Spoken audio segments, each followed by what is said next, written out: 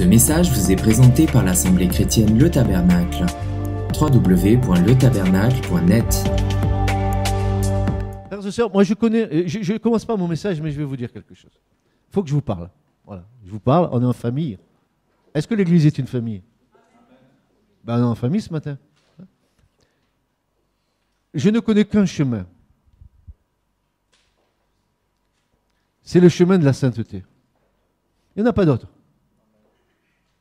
Cherchez dans l'Écriture. Vous verrez que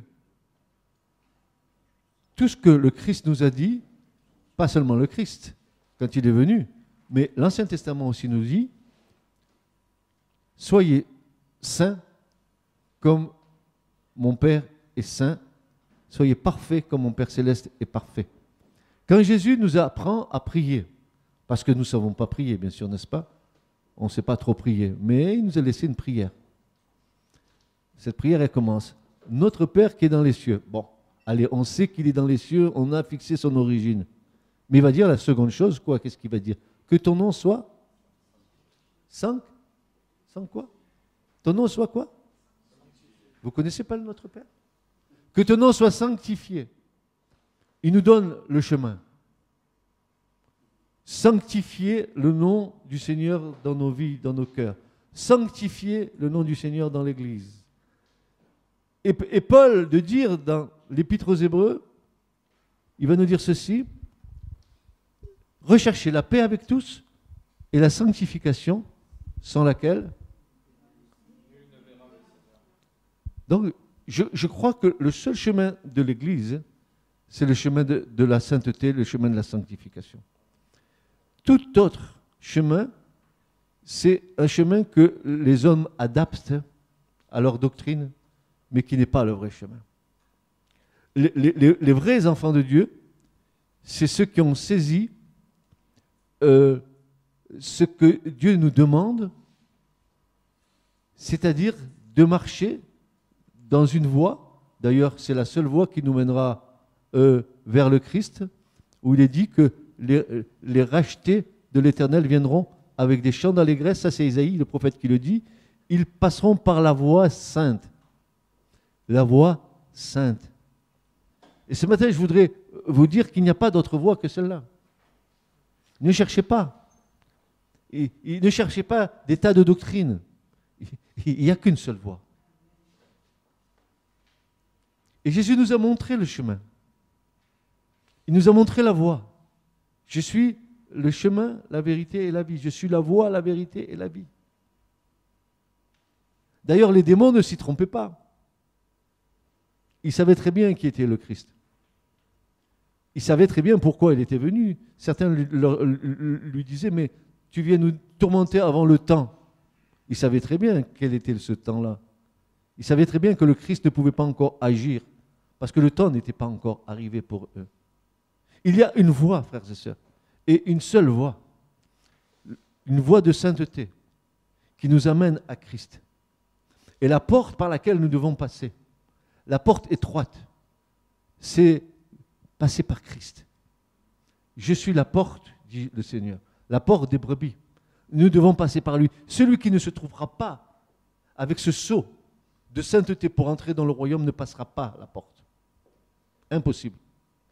Alors je vous encourage ce matin, peut-être cessez de courir les églises. Cessez de courir les pasteurs. Cessez d'aller faire votre foi à la carte. Il n'y a qu'un seul chemin. Il n'y a qu'une seule voie. C'est celle que Jésus nous a montrée. Arrêtons avec tous ces blablas. Arrêtons avec toutes ces doctrines. Et moi, je suis d'Apollos, et moi, je suis de X, je suis d'Y, je suis de l'église telle. Dites, je suis à Christ. Et c'est de loin le meilleur. Parce que ce n'est pas parce que tu me dis que tu es de l'église Y ou Z que tu vas m'impressionner. Parce que comme je connais toutes les églises et qu'elles ont toutes des défauts, je te dirais, ouais, ben elle est pas mal ton église, mais encore, il y a des améliorations à faire. Hein. Comme dans celle-là ici aussi, c'est pareil. Mais si tu me dis, j'ai consacré ma vie au Seigneur, je te dirais, tu es mon frère. Oui, on peut marcher ensemble. Amen. C'est le seul chemin que nous ayons. Ne cherchez pas d'autres chemins. Et franchement, la tête du corps, c'est Christ. C'est lui la tête du corps. Il n'y a pas d'autre que lui à la tête. Et je vois, nous avons eu vendredi soir notre réunion, une réunion, c'est même pas une réunion, on loue, on adore le Seigneur. On ne peut pas appeler ça une réunion, on est là. On a eu des gens qui sont venus nous visiter de Paris. Ils sont venus ici, ils ont passé un moment avec nous. Frères et sœurs, je leur ai dit, mais qu'est-ce que vous faites ici au tabernacle? D'où vous nous connaissez? Ils me disent, mais on vous connaît d'Internet, on écoute tous vos messages, tous les jours en famille. Mon père, ma mère, ma femme, mes enfants, on est tous à entendre les messages du tabernacle. Et j'ai dit, mais pourquoi vous êtes venus ici? D'abord, vous nous avez trouvés? Non, la première fois, ils ne nous ont pas trouvés. Où elle est cette église? On ne sait même pas où elle est. Pourtant, frères et sœurs, vous avez un site. Et sur le site, il y a l'adresse. Vous avez Google Maps, vous avez l'endroit, vous avez le métro qui arrive, le tram qui arrive. On vous donne toutes les informations. Mais on ne la trouve pas, cette église. Où elle est?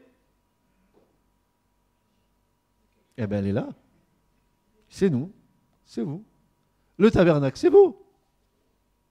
Mais non, je ne fais pas partie du tabernacle. Si, tu es un tabernacle vivant. Oui, tu transportes la présence de Dieu. C'est ce que dit Paul. Vous êtes le tabernacle de Dieu. Votre corps est le temple du Saint-Esprit. Donc, vous êtes du tabernacle. Non, pas de cette église. Hein. Non, vous êtes à Christ. Hein. Mais vous êtes le tabernacle de Christ. Vous avez en vous la présence de Christ. C'est pour ça que je vous disais tout à l'heure, si vous avez l'onction, la présence de Christ en vous, partout où vous passez, vous devez éclairer les autres.